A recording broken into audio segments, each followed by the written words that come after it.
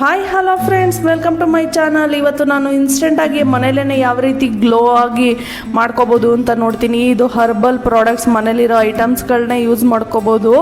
ನಾನು ಒಂದು ಟೊಮೆಟೊನ 2 ಪಾರ್ಟ್ ಮಾಡಿಕೊಂಡು ಅದಕ್ಕೆ ಸ್ವಲ್ಪ ಹನಿ ಅಂದರೆ ಜೇನುತುಪ್ಪನ ಸಹ ಹಾಕೋತಾ ಇದ್ದೀನಿ. ಇದು ಮಾಯಿಶ್ಚರೈಸರ್ ಆಗಿ ವರ್ಕ್ ಆಗುತ್ತೆ.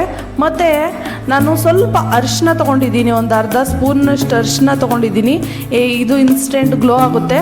ಹಾಗೆ ನಾನು ಇದಕ್ಕೆ ಚಾರ್ಕೋಲ್ ಪೌಡರ್ ತೊಗೊಂಡಿದ್ದೀನಿ, ಅಂದರೆ ಈ ಇಜ್ಜಿಲ್ ಪುಡಿ ಬರುತ್ತಲ್ಲ ಅದನ್ನು ಪುಡಿ ಮಾಡಿ ಇಟ್ಕೊಂಡಿದ್ದೀನಿ. ಇದೇ ಮೇನ್ ಐಟಮ್ಸ್ ಇದಕ್ಕೆ ಇನ್ಸ್ಟೆಂಟ್ ಗ್ಲೋಗೆ.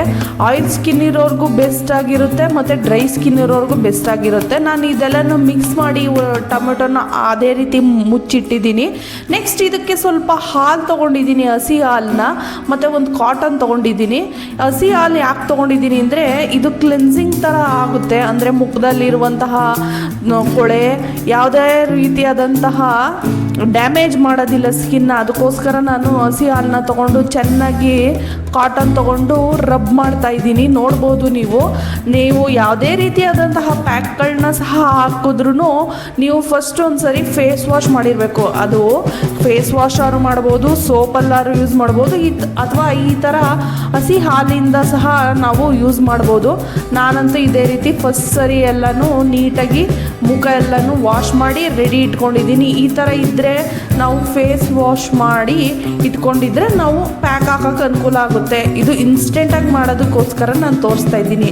2 ಟೊಮೆಟೊನೂ ಸಹ ನಾನು ಹಾಕಿರೋ ಇಂಗ್ರೀಡಿಯೆಂಟ್ಸ್ ಎಲ್ಲ ಚೆನ್ನಾಗಿ ಹಾಕಿ ರಬ್ ಮಾಡಿ ನೆಕ್ಸ್ಟು ಅದನ್ನು ಫೇಸ್ ಮೇಲೆ ಅಪ್ಲೈ ಮಾಡ್ತಾಯಿದ್ದೀನಿ. ಜಸ್ಟ್ ಏನಿಲ್ಲ, ಇದು ಒಂದು ಪಾರ್ಟ್ ಟೊಮೆಟೊನ ಈ ಥರ ಚೆನ್ನಾಗಿ ರಬ್ ಮಾಡಿದ್ರೆ ಸಾಕು. ನೀವು ಬೇಕಾದರೆ ಈ ಥರ ಕಣ್ಣು ಸುತ್ತನೂ ಸಹ ಹಾಕ್ಬೋದು. ಯಾವುದೇ ರೀತಿಯಾದಂಥ ಕೆಮಿಕಲ್ಸ್ ಇಲ್ಲ, ಬೇಗ ಇನ್ಸ್ಟೆಂಟ್ ಗ್ಲೋ ಆಗುತ್ತೆ.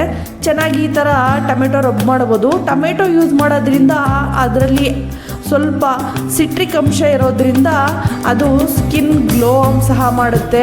ಆ ಅರಿಶಿನ ಇರೋದು ಆ್ಯಂಟಿ ಆಕ್ಸಿಡೆಂಟ್ ಆಗಿರುತ್ತೆ. ಮತ್ತು ಜೇನುತುಪ್ಪ ಇರೋದು ಅದು ಮಾಯಿಶ್ಚರೈಸ್ ತುಂಬ ಹೆಲ್ಪ್ ಆಗುತ್ತೆ. ಸಮ್ಮರಲ್ಲಿ, ವಿಂಟರಲ್ಲಿ, ಯಾವ ಸೀಸನಲ್ಲಿ ಬೇಕಾದ್ರೂ ನಾವು ಸಹ ಇದನ್ನು ಟ್ರೈ ಮಾಡ್ಬೋದು. ತುಂಬ ಚೆನ್ನಾಗಿರುತ್ತೆ. ನೀವು ಒಂದು ಸರಿ ಯೂಸ್ ಮಾಡಿ ನೋಡಿ, ಇನ್ಸ್ಟೆಂಟಾಗಿ ತುಂಬ ಚೆನ್ನಾಗಿರುತ್ತೆ. ಅಥವಾ ನಿಮ್ಮ ಹತ್ರ ಈಗ ಚಾರ್ಕೋಲ್ ಇಲ್ಲ ಅಂತಂದರೆ ಅದ್ರ ಬದಲು ನೀವು ಕಾಫಿ ಪೌಡರ್ ಸಹ ಯೂಸ್ ಮಾಡ್ಬೋದು. ಕಾಫಿ ಪೌಡರೂ ಸಹ ತುಂಬ ಹೆಲ್ಪ್ ಮಾಡುತ್ತೆ. ನಾನಂತೂ ಇದೇ ರೀತಿಯೇ ಯೂಸ್ ಮಾಡೋದು.